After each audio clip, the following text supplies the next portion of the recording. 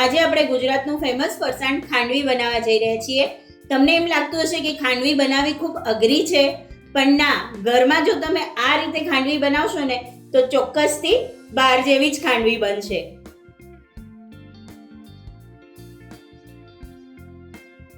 તો ચલો જોઈ લઈએ એના માટે શું કરવાનું છે.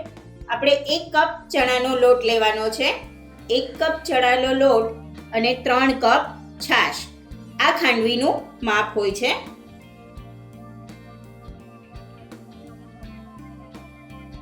પાંચ ચમચી હિંગ લઈએ છે. મીઠું લઈએ છે સ્વાદ પ્રમાણે. હળદર લઈએ છે 5 ચમચી. અડધી ચમચી આદુ મરચાંની પેસ્ટ લઈએ છે. તમે અહીંયા આખા આદુ મરચાં પણ વાપરી શકો છો. હવે આપણે આને ક્રશ કરી લઈએ. હવે આપણે એને ગાળી લઈએ છે. ગાળવું ખૂબ જ જરૂરી હોય છે, જેથી કરીને થોડા ઘણા જે લમ્સ હોય એ પણ નીકળી જાય અને ખાંડવી સ્મૂથ તૈયાર થાય.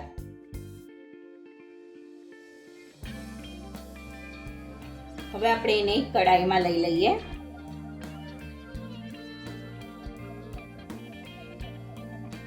હવે એને ધીમી ફ્લેમ ઉપર 15 થી 20 મિનિટ સુધી આપણે આવી રીતે જ કન્ટિન્યુ હલાવતા રહેવાનું છે.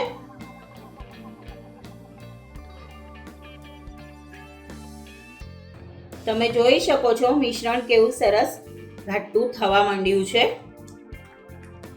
હવે આપણે આ સ્ટેજ ઉપર ચેક કરીએ કે મિશ્રણ રેડી છે કે નહીં. આવી રીતે એક પ્લેટ ઉપર એને લગાડી દેવાનું છે અને એને ઠંડુ થવા દેવાનું છે. દેખાય છે?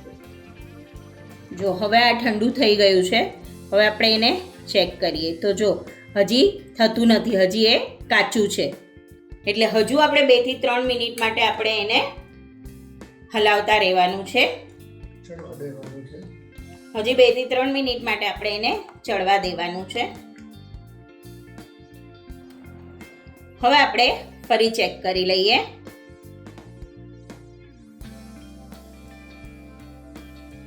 થોડું ઠંડુ થવા દઈએ છે, જે આપણે પાથર્યું છે ને.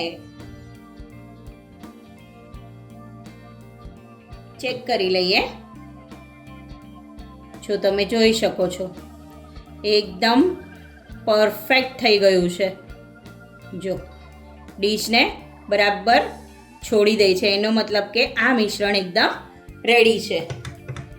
હવે ફટાફટ આપણે એને કિચન પ્લેટફોર્મ પર કે પછી કોઈ થાળી ઉપર કે આપણે એને પાથરી દઈએ.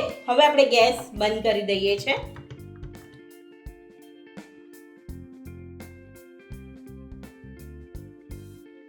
બહુ જાડું પણ નહીં અને બહુ પાતળું પણ નહીં. અને આ પ્રોસેસ થોડી આપણે સ્પીડમાં કરીએ છે.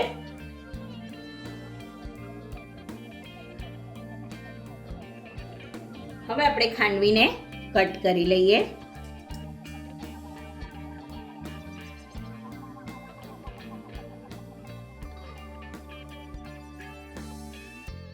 રોલ વાળી લઈએ.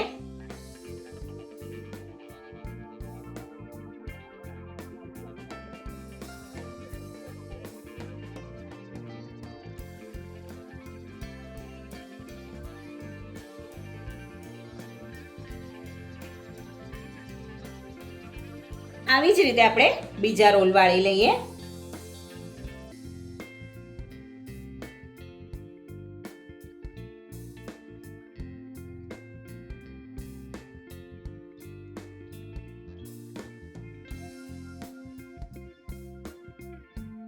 હવે આપણે વઘાર રેડી કરી લઈએ. અડધી ચમચી રાઈ એડ કરીએ છે. હિંગ એડ કરીએ છે 5 ચમચી. મીઠા લીમડાના પાન એડ કરીએ છે. હવે આ વઘારને આપણે ખાંડવી ઉપર રેડી દઈએ.